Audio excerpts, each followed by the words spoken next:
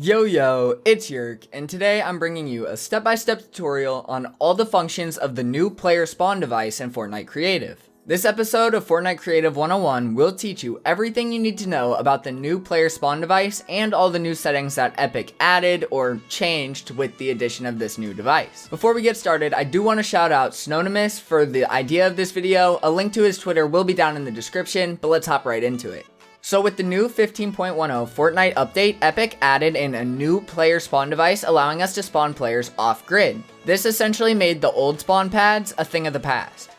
But they added some new settings that are kinda confusing to figure out, so I'm going to show you what each setting will do so you can easily set up your maps accordingly. The first important thing to note about this new player spawn device is that you want to set it up with the footsteps or the hologram facing forwards. So whatever orientation the footprints are facing on the device is the direction that players will be facing when they spawn here.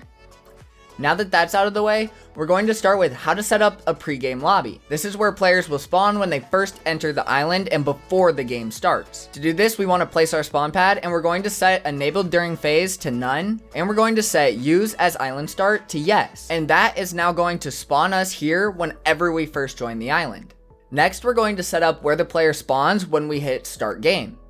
To do this, we need another spawn pad, and we're going to set enable during phase to game countdown only. We're also going to turn off use as island start so we don't spawn here during the pregame. But what this does is it makes it so the spawn pad is going to be enabled only during that 3, 2, 1 countdown at the beginning of the game / round. Once the countdown is over, this device automatically disables. Next, we're going to set up the mid-game spawn pads. This is where players will spawn if your map has respawns enabled. To do this, we just want to set enabled during phase to gameplay only, and we're going to turn use as island start to no again. Now, let's take a look at everything all together. So when we join the island, we will spawn from the island start spawn pad. Then, once the game starts, we spawn from the game countdown only spawn pad.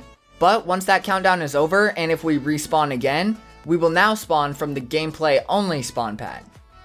One thing to note is the create only setting. No one's exactly sure what this setting is used for yet, but it is important to note that if you set this to create only and you have use as island start set to yes, this will be used over any spawn pad device set as enable during phase none and is also using the use as island start setting. So for your pregame lobbies, if for some reason it is useful for you to use a create only instead of use as phase none, just know that the create only one will supersede.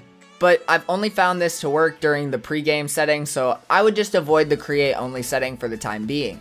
Also, there is a bug in the game right now where no matter what spawn pad device you use or what settings, when you end the game, if you click return to island, you will spawn in the sky. Hopefully Epic fixes this soon, but that's an in-depth look at all the settings to get started using this new spawn pad device. If you guys enjoyed this video, please do me a favor and drop a like and hit subscribe. We're almost at 40k subs, and it would be incredible to hit that by the end of 2020. But that is all I have for this video, and if you want, feel free to check out some of my other videos that are on screen now.